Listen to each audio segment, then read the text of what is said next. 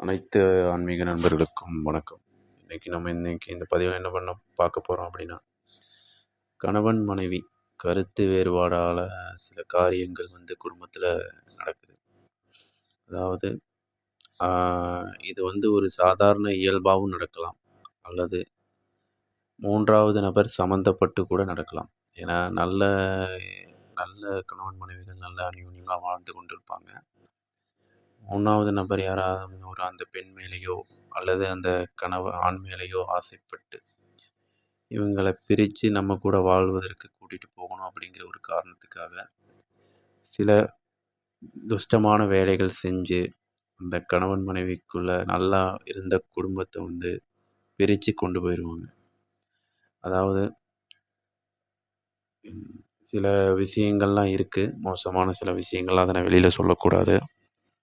அப்படி இருக்கக்கூடிய பட்சத்தில் அந்த மாதிரி அமானுஷ்ய விஷயங்கள்லாம் பண்ணும்போது எவ்வளவு அந்யோன்யமாக இருந்த தம்பதிகள் கூட ஒரு பரம விரோதி போல பிரிஞ்சிருவாங்க.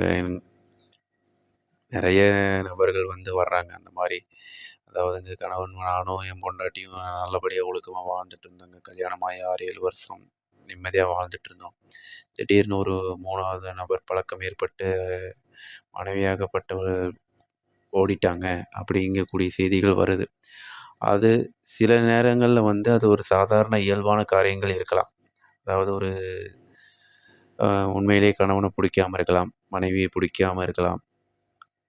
அப்படி சில நேரங்களில் அது இயல்பாக இருக்கக்கூடிய காரியங்கள் உண்டு. ஆனால் சில நேரத்தில் 3வது நபர் செய்யக்கூடிய ஒரு துஷ்டமான வேலைகள் மாந்திரீக வேலைகளாக கூட இருக்கலாம்ங்கிறது தான் உண்மை. ஏன்னா எல்லாத்துக்கும் பல காரணங்கள் உண்டு ஒரு விஷயத்துக்கு. அப்படி யோசித்து பார்க்கும்போது இந்த மாதிரி நம்மக்கிட்ட வரக்கூடிய பேரில் இந்த மாதிரி வர்றாங்க. அதனால் ஒரு குடும்பத்தை பிரிக்கிறதுங்கிறது ஒரு பாவச்செயல். இப்படி ஒரு கணவன் மனைவி 2 பேரும் சேர்ந்து வாழ்ந்துட்டு இருக்கும்போது அந்த மனைவி மேலேயோ அந்த கணவன் மேலேயோ ஆசைப்பட்டு அந்த குடும்பத்தை பிரித்து நிற்கதியாக விடுறது ரொம்ப ரொம்ப பெரிய பாவச்செயல். அப்படி நீங்கள் தனியாக பிரித்து கூட்டிகிட்டு போய் வாழ்ந்து நீங்கள் ஒன்றும் சாதிக்க போகிறது கிடையாது. உங்களுக்கு பிடிச்சிருந்ததுன்னா வேறு ஒரு திருமணமாகாதவர்களை தேர்ந்தெடுத்து காதலித்து கல்யாணம் பண்ணி சந்தோஷமாக வாழலாம், அது தவறில்லை. ஆனால் ஏற்கனவே அந்யோன்யமாக இருக்கக்கூடிய கணவன் மனைவி விஷயத்தில் இடையில புகுந்து இந்த மாதிரி செய்கிறதெல்லாம் ரொம்ப பாவமான செயல். அப்படி யாரேனும் அந்த மாதிரி உங்களுக்கு சந்தேகங்கள் இருந்தால் கண்டிப்பான முறையில் நம்மளை தொடர்பு கொள்ளுங்கள்.